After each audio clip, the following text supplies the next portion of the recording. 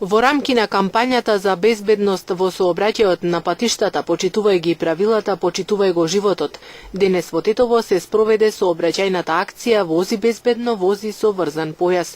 Сообраќајците сопираа возила на влезот од Тетово со цел да ги контролираат возачите дали го управуваат возилото со врзан појас. Владата на Република Македонија организира едукативна акција Почитувај ги правилата, почитувај го животот.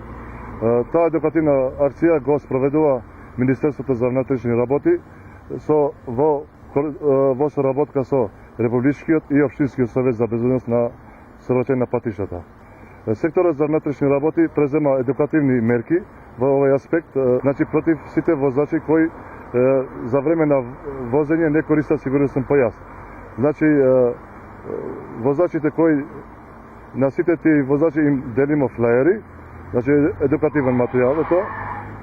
Возачите кои користат сигурносен појас, им доделуваме освежителни мириси за автомобил. Ние и понатамо ќе продолжиме со вакви акции, превентивни акции, кои придонесуваат во безбедноста на сообраќај.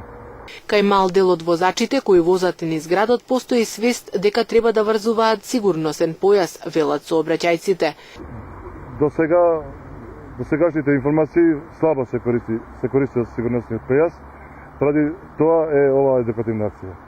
Некои дури мислат во град не се користи сигурносниот појас, а сигурносниот појас се користи секогаш кога возилото тргнува, се вклучува во сообраќај.